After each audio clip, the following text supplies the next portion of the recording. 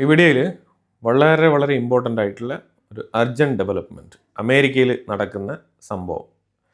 അതായത് ഞായറാഴ്ച വൈകുന്നേരം മുതലേ ട്രംപിൻ്റെ വീക്കെൻഡ് പ്രോഗ്രാം എല്ലാം ക്യാൻസൽ ചെയ്തിട്ട് സൺഡേ മുതൽ വൈറ്റ് ഹൗസിൽ തുടരുകയാണ്. സംഭവം സൺഡേ മുതൽ വൈറ്റ് ഹൗസിൽ ട്രംപുണ്ട്, JD വാൻസ് ഉണ്ട്, അതുപോലെ പല നിർണായകമായിട്ടുള്ള ലോ മേക്കേഴ്സും വൈറ്റ് ഹൗസിലേക്ക് വന്നു പോയി ഇങ്ങനെ ഇരിക്കുകയാണ്. സംഭവം ഇറാനുമായിട്ടുള്ള ഡീലാണ്. അത് ശരിക്കും ഒരു വേഴ്സർ ഡീൽ, ഒബാമ ഉണ്ടാക്കിയതിനേക്കാളും മോശപ്പെട്ട ഒരു ഡീലായിരിക്കും ട്രംപ് വയ്ക്കാൻ പോകുന്നത് എന്നുള്ള തരത്തിൽ വിമർശനങ്ങൾ റിപ്പബ്ലിക്കൻ പാർട്ടി ലോ മേക്കേഴ്സിൻ്റെ ഉള്ളിൽ നിന്ന് തന്നെ അഭിപ്രായം വന്നു കഴിഞ്ഞു. അതുകൊണ്ടാണ് ട്രംപ് ഒബാമയെക്കാളും മെച്ചപ്പെട്ട ഡീൽ ഞാൻ വെക്കുമെന്ന് പറഞ്ഞിട്ട് മൂന്നാമത്തെ തവണ ട്വീറ്റ് ചെയ്തിരിക്കുകയാണ്. മീൻസ് ട്രൂത്ത് സോഷ്യൽ മീഡിയയിൽ എഴുതിയിരിക്കുകയാണ്. ഞാനിവിടെ വെക്കുന്ന 3 ട്വീറ്റുകളും നിങ്ങൾക്ക് നോക്കിക്കഴിഞ്ഞാൽ മനസ്സിലാക്കാൻ പറ്റും. ഈ 3 ട്രൂത്ത് സോഷ്യൽ മീഡിയ പോസ്റ്റിലും ഈ ഡെമോക്രറ്റുകളെയും അതേപോലെ ഒബാമയുടെ ഡീലിനേക്കാളും ബെറ്റർ ഡീൽ ഞാൻ വെക്കും, അതുപോലെ നിങ്ങൾക്ക് എന്തറിയാം ഞാൻ ഇറാനുമായിട്ട് നടത്തിക്കൊണ്ടിരിക്കുന്ന നെഗോസിയേഷനെ കുറിച്ച്, ഇറാൻ്റെ നെഗോസിയേഷൻ ഇതുവരെ പൂർത്തിയായിട്ടില്ല എന്നുള്ള തരത്തിലൊക്കെ ഒരു അപ്പിയറൻസ് കൊടുക്കുകയാണ് പുറത്ത്.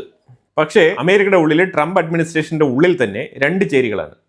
ഒന്ന്, ഇറാനിന് മേളിൽ ആക്രമണം നടത്തണം, കാരണം what we started we must finish എന്നാണ് പറയുന്നത്. അതായത് നമ്മൾ തുടങ്ങി വെച്ചത് നമ്മൾ തന്നെ അവസാനിപ്പിക്കണം, അല്ലാതെ ഡിപ്ലോമസിയിലൂടെ പോയി കഴിഞ്ഞാൽ ഇറാൻ വഴങ്ങുമെന്ന് തോന്നുന്നില്ല. ഇറാനെ ആക്രമിക്കുന്നതിന് മുമ്പ് തന്നെ അവർ 2 വട്ടം ട്രംപിനെതിരെയുള്ള അറ്റംപ്റ്റ് നടത്തിയിട്ടുണ്ട്. എലക്ഷൻ ടൈമിൽ ഒരു പ്രാവശ്യം ട്രംപിനെതിരെ അറ്റാക്കിന് ശ്രമിച്ചിട്ടുണ്ട്, അതുപോലെ അത് കഴിഞ്ഞിട്ട് ഒരു പ്രാവശ്യം കൂടി ശ്രമിച്ചിട്ടുണ്ട്. അത് കൂടാഞ്ഞിട്ട് ഇപ്പം ട്രംപിൻ്റെ മകളായിട്ടുള്ള ഇവാങ്ക ട്രംപിനെ ടാർഗറ്റ് ചെയ്തിട്ടുണ്ട്. ഈ കാസിം സുലൈമാനിയുടെ ഫാമിലിയുമായിട്ട് ബന്ധപ്പെട്ട അസാസിനേഷനെതിരെ ശരിക്കും ഇറാൻ പകരം വീട്ടാൻ വേണ്ടിയിട്ട് 3 വട്ടം ട്രംപിനെ അറ്റംപ്റ്റ് ചെയ്തിട്ടുണ്ട് എന്നുള്ളതാണ്. ഇറാനെതിരെ നിലപാടെടുത്തുകൊണ്ട് ഇറാനിന് മേളിൽ ആക്രമണം നടത്തി നമ്മൾ തുടങ്ങി വെച്ച യുദ്ധം അവസാനിപ്പിക്കുന്നത് നമ്മൾ തന്നെ ആയിരിക്കണം എന്നുള്ള നിലയിൽ പറഞ്ഞു വെക്കുന്ന ലോ മേക്കേഴ്സ് പറയുന്നത്. അപ്പോൾ ഇതിൽ ചില ആൾക്കാരുടെ പേരൊക്കെ ഇവിടെ എടുത്തു പറയുന്നുണ്ട്. അപ്പോൾ ഇതിനകത്ത് ഡിപ്ലോമസി വഴി ഇതിനൊരു തീരുമാനം ഉണ്ടാക്കാമെന്ന് ചിന്തിക്കുന്ന ആൾക്കാരിൽ മാർക്കോ റൂബിയോ നിലവിൽ ഇപ്പോൾ കൊൽക്കത്തയിലാണ്, അതുപോലെ സ്റ്റീവ് വിറ്റ്കോഫ്, അത് കഴിഞ്ഞാൽ JD വാൻസ്, ഇവരൊക്കെ ഡിപ്ലോമാറ്റിക്കലി ഈ വിഷയത്തിലേക്ക് ഒരു തീരുമാനം കൊണ്ടുവരാം, ഒരു സൊല്യൂഷൻ കൊണ്ടുവരാമെന്ന് ശ്രമിച്ചുകൊണ്ടിരിക്കുന്ന വ്യക്തികളാണ്. അവരാണ് പാകിസ്ഥാൻ ത്രൂ ഈ കാര്യങ്ങളൊക്കെ ഏതെങ്കിലും തരത്തിലൊരു പോസിറ്റീവ് ആസ്പെക്റ്റിൽ നമുക്ക് ഈ കാര്യം ഒരു ഡീലിലേക്ക് എത്തിക്കാൻ പറ്റുമോ എന്ന തരത്തിൽ ചിന്തിച്ചുകൊണ്ട് അതിൻ്റെ പുറകിൽ വർക്ക് ചെയ്തുകൊണ്ടിരിക്കുന്നത്. മറ്റേ സൈഡിൽ കുറേ ടീമുകളുണ്ട്. അത് ശരിക്കും മൈക്ക് പോംപിയോ, ലിൻസി ഗ്രഹാം, സാർ ക്രൂസ്, മാർക്ക്, അതേപോലെ സെനറ്റർ വിക്കർ, ഇങ്ങനെയൊക്കെ കുറേ ആൾക്കാരുണ്ട്. പ്രത്യേകിച്ച് ലിൻസി ഗ്രഹാം നേതൃത്വം കൊടുക്കുന്ന കുറേ ടീം. അപ്പം ഇങ്ങനെ 2 ലോബികളാണ് ട്രംപിനെ അപ്ഡേറ്റ് ചെയ്തുകൊണ്ടിരിക്കുന്നത് ഇറാനുമായിട്ട് ബന്ധപ്പെട്ട വിഷയത്തിൽ. അപ്പം അതുകൊണ്ടാണ് ട്രംപ് ഈ 2 ലോബികളിലും ഡീൽ ചെയ്യുന്ന സമയത്ത് അതാത് ലോബികളിൽ നിന്നും കിട്ടുന്ന മെസ്സേജിൻ്റെ അടിസ്ഥാനത്തിൽ ട്വീറ്റ് ചെയ്യുന്നത്.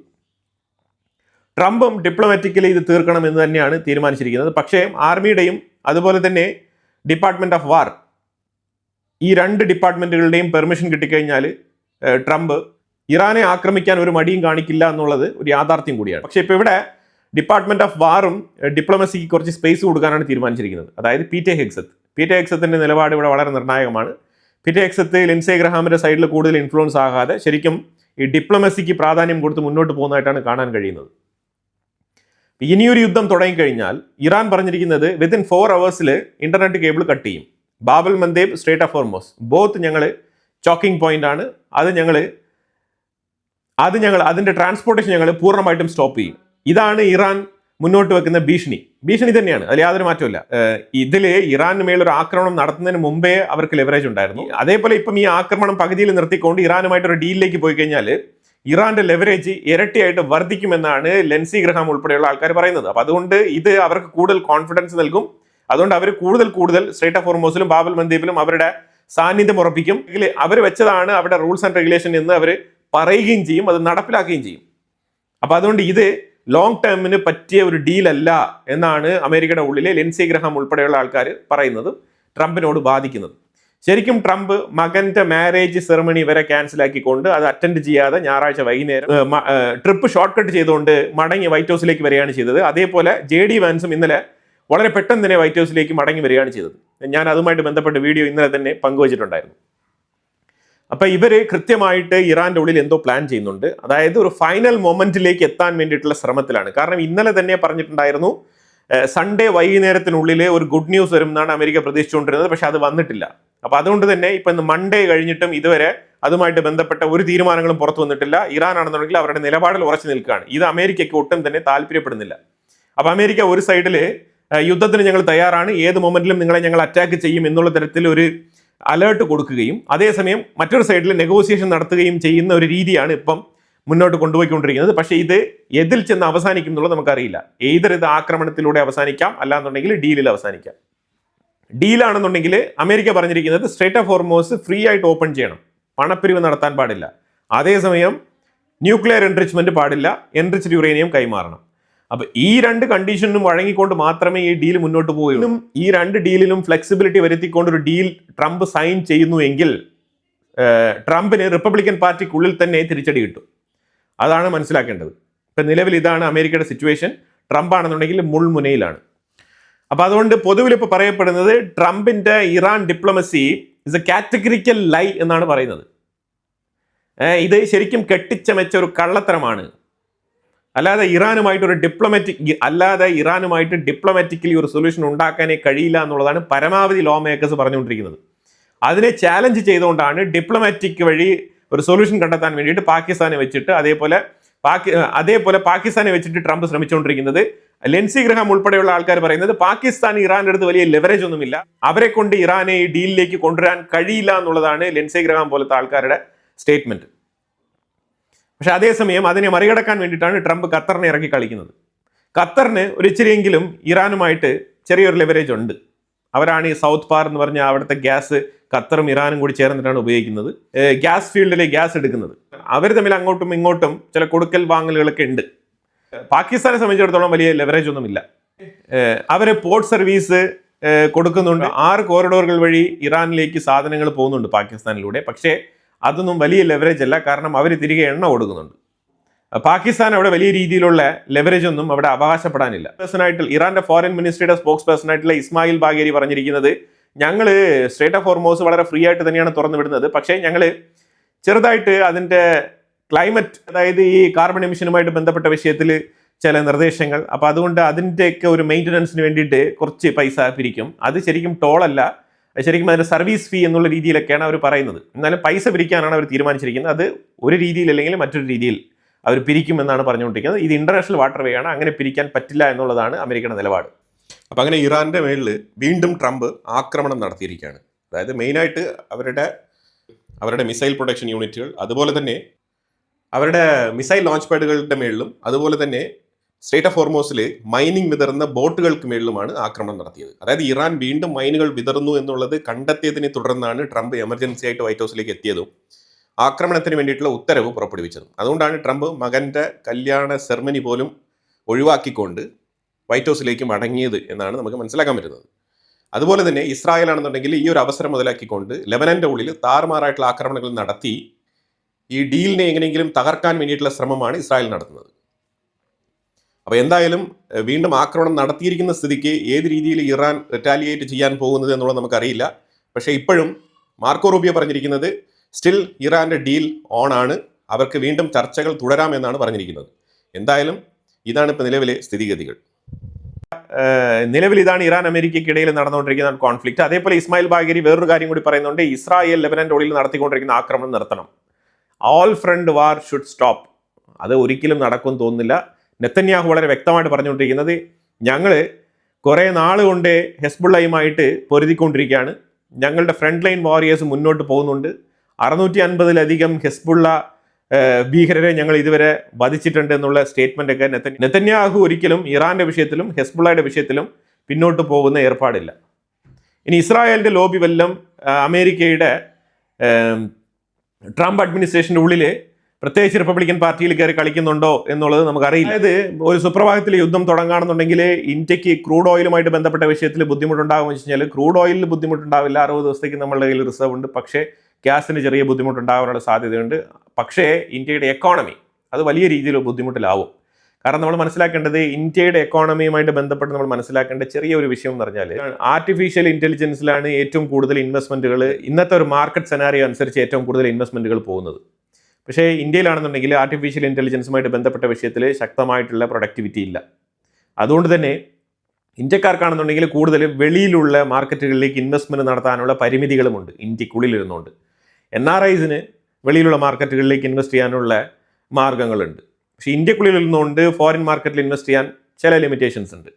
അപ്പോൾ അതുകൊണ്ട് തന്നെ ഏറ്റവും കൂടുതൽ ഈ ഫോറിൻ ഇൻവെസ്റ്റേഴ്സ് അവരുടെ ഫണ്ട് എടുത്ത് സേഫ് സോണിൽ പാർക്ക് ചെയ്യാൻ വേണ്ടി ആർട്ടിഫിഷ്യൽ ഇൻ്റലിജൻസുമായിട്ട് ബന്ധപ്പെട്ട മേഖലകളിൽ ഇൻവെസ്റ്റ്മെൻറ്റ് നടത്തുകയാണ്. അപ്പോൾ അതുകൊണ്ട് ഇന്ത്യക്കുള്ളിൽ ഫോറിൻ കറൻസിയുടെ റെമിറ്റൻസിൽ ചെറിയ കുറവ് വരുന്നുണ്ട്. അതുപോലെ തന്നെ സ്റ്റോക്ക് മാർക്കറ്റിലും ചെറിയ രീതിയിൽ മൈനസ് വാല്യൂവിൽ നമ്മൾ ഇടയ്ക്കിടയ്ക്ക് പോകുന്നൊരു സാഹചര്യം. അതുകൊണ്ടാണ് സ്റ്റോക്ക് മാർക്കറ്റും വളരെ വൃത്തിയായിട്ട് പെർഫോം ചെയ്യാത്തത്. കാരണം ഇവിടെ ഓൾറെഡി എന്താണോ ഉണ്ടായിരുന്നത് അത് തന്നെയാണ് തുടരുന്നത്. അപ്പോൾ അതുകൊണ്ട് കഴിഞ്ഞ 2 വർഷം കൊണ്ട് നമ്മൾ നോക്കിക്കഴിഞ്ഞാൽ നമ്മുടെ ഗ്രോത്ത് വലിയ രീതിയിൽ മുന്നോട്ട് പോകുന്നില്ല. ഒരു സ്ഥായിയായിട്ടുള്ള രീതിയിൽ സ്റ്റാഗ്ഫ്ലേഷൻ എന്ന് പറഞ്ഞിട്ട് ഞാൻ ഇതിനു മുമ്പ് ഒരു വീഡിയോ ഞാൻ ചെയ്തിട്ടുണ്ടായിരുന്നു. ആ സ്റ്റാഗ്ഫ്ലേഷനിലാണ് തുടരുന്നത്. ഈ തുടർച്ചയായിട്ട് 2-3 വർഷങ്ങളായിട്ട് നമ്മളുടെ ഗ്രോത്ത് റേറ്റ് ഇങ്ങനെ തന്നെ നിലനിൽക്കുകയാണ്. കൂടുന്നുമില്ല, ജസ്റ്റ് ചെറുതായിട്ട് 1-2 പോയിന്റ്സ് ഒക്കെ കുറയുന്നുണ്ട്. പക്ഷേ വലിയ രീതിയിൽ ഗ്രോത്ത് നമുക്ക് കൈവരിക്കാൻ വലിയ രീതിയിലുള്ള ഗ്രോത്ത് നമുക്ക് മാർക്ക് ചെയ്യാൻ കഴിയുന്നില്ല. അപ്പോൾ അതുകൊണ്ട് തന്നെയാണ് സ്റ്റോക്ക് മാർക്കറ്റിൽ ഇത്തരത്തിലുള്ള കുറവ് നേരിടുന്നതും നമ്മളെ കറൻസി വാല്യൂ നിരന്തരം ഇങ്ങനെ അടി വാങ്ങിക്കുന്നതും. അപ്പോൾ എന്തായാലും നമ്മൾ പുതിയ മേഖലകളിൽ, പ്രത്യേകിച്ച് ആർട്ടിഫിഷ്യൽ ഇൻ്റലിജൻസുമായിട്ട് ബന്ധപ്പെട്ട ഇന്നോവേഷൻ മേഖലകളിൽ നമ്മൾ ശ്രദ്ധ പുലർത്തുന്നില്ല എങ്കിൽ നമ്മളുടെ കറൻസി വാല്യൂ ഇതേപോലെ തന്നെ താഴോട്ട് പോകും. കാരണം പുതിയ ഇൻവെസ്റ്റേഴ്സിനെ നമുക്ക് ആകർഷിക്കാൻ കഴിയില്ല. നിലവിലെ റഷ്യ-ഉക്രൈൻ കോൺഫ്ലിക്റ്റ് ആയിക്കോട്ടെ, അതേപോലെ മിഡിൽ ഈസ്റ്റ് കോൺഫ്ലിക്റ്റ് സിറ്റുവേഷനിൽ നമുക്ക് നമ്മളുടെ രാജ്യത്തുള്ള ഇൻഫ്രാസ്ട്രക്ചർ മേഖലയെ കുറച്ചുകൂടെ പുഷ്ടിപ്പെടുത്തി ആ മേഖലയിലേക്കെങ്കിലും കുറച്ച് കൂടുതൽ ഇൻവെസ്റ്റ്മെൻറ്റ് കൊണ്ടുവരാനുള്ള ശ്രമം നടത്തണം. അല്ലാന്നുണ്ടെങ്കിൽ ഗ്രോത്ത് ഘട്ടത്തിൽ ഫോറിൻ ഇൻവെസ്റ്റ്മെൻറ്റുകൾ ഇതേപോലെ കുറവ് രേഖപ്പെടുത്തും. ക്ലൗഡ് ഒരു പുതിയ പ്ലാറ്റ്ഫോമാണ്. അതുപോലെ ChatGPT ആയിക്കോട്ടെ, അതുപോലെ തന്നെ പല AI കമ്പനികളും, എലോൺ മസ്ക് നടത്തുന്ന റോബോട്ടിക് ഇന്നോവേഷൻസിലുള്ള പല കമ്പനികളും, ഇതേപോലത്തെ കമ്പനികളെല്ലാം തന്നെ US ബേസ്ഡ് കമ്പനികളാണ്. അപ്പോൾ അതുകൊണ്ട് ഡോളർ കൂടുതൽ ഇൻവെസ്റ്റ്മെൻറ്റുകൾ ഏറ്റുവാങ്ങി സ്ട്രെങ്തൻ ആയിക്കൊണ്ടിരിക്കുകയാണ്. തീർച്ചയായിട്ടും അതിനെതിരെ റുപ്പിയുടെ മൂല്യം തകർന്നുകൊണ്ടിരിക്കുന്ന സാഹചര്യമാണ്. ഇത് നമുക്ക് പിടിച്ചു നിർത്തണം എന്നുണ്ടെങ്കിൽ നമ്മൾ മാർക്കറ്റിൻ്റെ സിറ്റുവേഷൻ അനുസരിച്ച് പല പ്രോഡക്റ്റുകളും അതുമായിട്ട് ബന്ധപ്പെട്ട R&D വർക്കുകളൊക്കെ ചെയ്യുന്ന രീതിയിലുള്ള ചില കമ്പനികൾ ഇന്ത്യക്കുള്ളിൽ വരേണ്ടതുണ്ട്. ഇല്ലാന്നുണ്ടെങ്കിൽ ഇന്ത്യക്കുള്ളിൽ പുതിയ സ്റ്റാർട്ടപ്പുകൾ തുടങ്ങേണ്ടതുണ്ട്. ഇപ്പോൾ ഇതിനകത്ത് ഇന്നോവേഷൻ മേഖലയിൽ, ആർട്ടിഫിഷ്യൽ ഇൻ്റലിജൻസ് മേഖലയിൽ നമ്മൾ കൂടുതൽ ശ്രദ്ധ പുലർത്തേണ്ടിയിരിക്കും. പുതിയ സ്റ്റാർട്ടപ്പുകൾ വരേണ്ടിയിരിക്കുന്നു ആ മേഖലയിലേക്ക്. എന്നാലേ നമുക്ക് ഒരു 3 to 5 ഇയേഴ്സിലെങ്കിലും കുറച്ച് ഇൻവെസ്റ്റ്മെൻറ്റുകളെ ആകർഷിക്കാൻ കഴിയുകയുള്ളൂ. എനിവേ, അത് ഞാൻ ജസ്റ്റ് പറഞ്ഞതേ ഉള്ളൂ. ട്രംപ് എന്തുകൊണ്ടാണ് സൺഡേ എമർജൻസി ആയിട്ട് ട്രംപിന്റെ പേഴ്സണൽ ആയിട്ടുള്ള മകന്റെ മാരേജ് സെറമണിയിൽ പോലും പങ്കെടുക്കാതെ മടങ്ങി വന്നതിന്റെ കാരണം എന്ന് പറഞ്ഞാൽ ഒരു ക്രൂഷ്യൽ മൊമെന്റിൽ ഇരിക്കുകയാണ്. അതായത് ഏതെങ്കിലും ഒരു പോയിന്റിൽ ഈ ഡീൽ നടക്കുന്നില്ല എന്നുണ്ടെങ്കിൽ അറ്റാക്ക് നടത്തണം. അപ്പോൾ അതിന് വേണ്ടിയിട്ടുള്ള കൃത്യമായിട്ടുള്ള ഒരു ഡിസിഷൻ മേക്കിംഗ് പോയിന്റിൽ അമേരിക്ക ഉള്ളതായിട്ടാണ് മനസ്സിലാക്കാൻ പറ്റുന്നത്. അല്ലാന്നുണ്ടെങ്കിൽ കുറച്ച് ടൈം എടുത്ത് ചെയ്യേണ്ട കാര്യങ്ങളാണെന്നുണ്ടെങ്കിൽ പ്രസിഡന്റ് അത്രയും വേഗത്തിൽ മടങ്ങി വൈറ്റ് ഹൗസിലേക്ക് വരേണ്ട ആവശ്യമില്ല. സോ ഒരു നിർണായക പോയിന്റിൽ വളരെ അന്തിമഘട്ട ചർച്ചയിലേക്കാണ് കാര്യങ്ങൾ മുന്നോട്ട് നീങ്ങുന്നത്. അതായത് ട്രംപ് കൊടുത്തിരിക്കുന്ന, അപ്പോൾ അതുകൊണ്ട് ട്രംപ് ഇറാന് കൊടുത്തിരിക്കുന്ന സമയം, ട്രംപ് പലപ്പോഴായിട്ട് പറയുന്നുണ്ട്, എനിക്ക് ഒരു അർജൻസിയും ഇല്ല, ധൃതിയില്ല, ഇറാന് സാവധാനം ചിന്തിച്ച് തീരുമാനം എടുത്താൽ മതി എന്നൊക്കെ പറഞ്ഞുകൊണ്ടിരിക്കുന്നെങ്കിലും അതൊക്കെ ഒരു ഇൻഡയറക്റ്റ് പ്രഷറാണ് ഇറാന് മേളിൽ. അപ്പം അങ്ങനെ പ്രഷർ ഇട്ടുകൊണ്ട് ഒരു ഡീലിലേക്ക് എത്തിക്കാൻ വേണ്ടിയിട്ടാണ് ട്രംപ് ശ്രമിച്ചുകൊണ്ടിരിക്കുന്നത്. ഡീൽ ആകുന്നില്ല എന്നുണ്ടെങ്കിൽ തീർച്ചയായിട്ടും വേറെ ഓപ്ഷൻ ഇല്ല, അറ്റാക്കാണ് ഓപ്ഷൻ. ഇന്നലെ തന്നെ B2 ബോംബർ എടുത്ത് മിഡിൽ ഈസ്റ്റിൽ ഒരു റൗണ്ട് വലയം വെച്ച് താഴെ ഇറക്കി വെച്ചിട്ടുണ്ട്. ഇതെല്ലാം തന്നെ സൂചനകളാണ്, ഇതെല്ലാം തന്നെ വാണിംഗ് ആണ്, താക്കീതാണ്, മുന്നറിയിപ്പുകളാണ്. ഇത്തരത്തിലാണ് ശരിക്കും ഇറാനുമായിട്ട് ചർച്ചകൾ പുരോഗമിക്കുന്നത്. പക്ഷേ ഇതൊന്നും ഇറാൻ്റെ അടുത്ത് ഈ വേലയൊന്നും വേണ്ട എന്നാണ് ഇറാൻ പറഞ്ഞുകൊണ്ടിരിക്കുന്നത്. റഷ്യ 262 ഡ്രോണാണ് ഉക്രൈൻ്റെ ഉള്ളിലേക്ക് അയച്ചത്. അതിൽ 246 എണ്ണം ഉക്രൈൻ ഇന്റർസെപ്റ്റ് ചെയ്തിട്ടുണ്ടെന്ന് പറഞ്ഞിട്ടുണ്ട്. ബാക്കിയുള്ളതാണ് പതിച്ചിരിക്കുന്നത്. ഏതാണ്ട് 9 ലൊക്കേഷനുകളിൽ റഷ്യയുടെ ഡ്രോൺ പതിച്ചിട്ടുണ്ട്.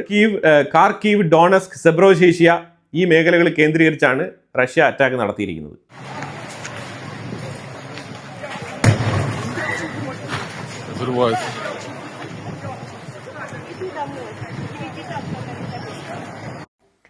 ഇസ്രായേൽ ഇന്നലെ നുസൈറാത്ത് എന്ന് പറഞ്ഞ സ്ഥലത്ത് സെൻട്രൽ ഗാസ ഏരിയയിൽ വീണ്ടും ആക്രമണം നടത്തിയിട്ടുണ്ട്.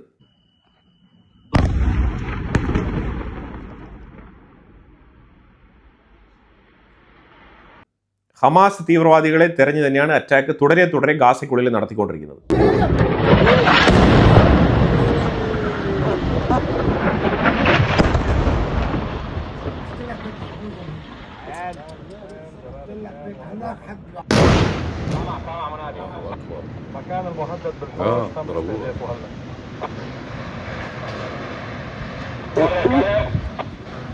المكان المهدد بالقوس خلف بكري تم استهدافه هلا.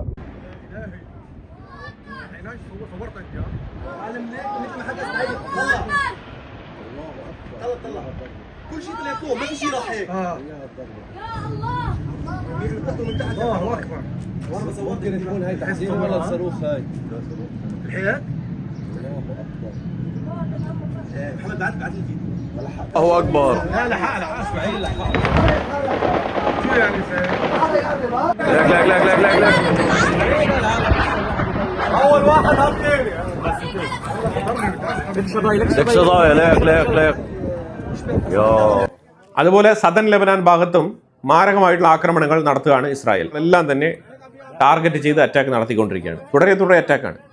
ഇവിടെ ഒരു വർഷത്തിന് മുമ്പുള്ള റഫ ഏരിയയും നിലവിലുള്ള റഫ ഏരിയയുടെയും ഇമേജാണ് ഇവിടെ കൊടുത്തിരിക്കുന്നത്. രണ്ടും കമ്പയർ ചെയ്ത് നോക്കിക്കഴിഞ്ഞാൽ എങ്ങനെയാണ് ഇസ്രായേൽ റഫയെ മാറ്റി വെച്ചിരിക്കുന്നത് എന്നുള്ളതാണ് വ്യക്തമാകുന്നത്. റഫ ഏരിയയിലുള്ള അൽ നജ്മ സ്ക്വയർ എന്ന് പറഞ്ഞ സ്ഥലമാണ് അതിൻ്റെ സെൻട്രൽ പൊസിഷനിലുള്ളത്. മുഹമ്മദ് അബു മല്ലാവ് എന്ന് പറഞ്ഞ ഹമാസിൻ്റെ വളരെ പ്രധാനപ്പെട്ട ഒരു വ്യക്തിയെ എലിമിനേറ്റ് ചെയ്തിട്ടുണ്ട് ഗാസയിൽ. സെൻട്രൽ ഗാസയിൽ നടത്തിയ അറ്റാക്കിലാണ് ഈ വ്യക്തിയെ എലിമിനേറ്റ് ചെയ്തിരിക്കുന്നത്. വളരെ നിർണായകമായിട്ടുള്ള കുറച്ച് വിഷയങ്ങളാണ് ഈ വീഡിയോയിൽ പങ്കുവച്ചത്. ഇതിനെക്കുറിച്ചുള്ള അഭിപ്രായങ്ങൾ കമന്റ് ബോക്സിൽ രേഖപ്പെടുത്തുക. കൂടുതൽ വാർത്തകളുമായിട്ട് അടുത്ത വീഡിയോയിൽ വരാം. Thank you so much.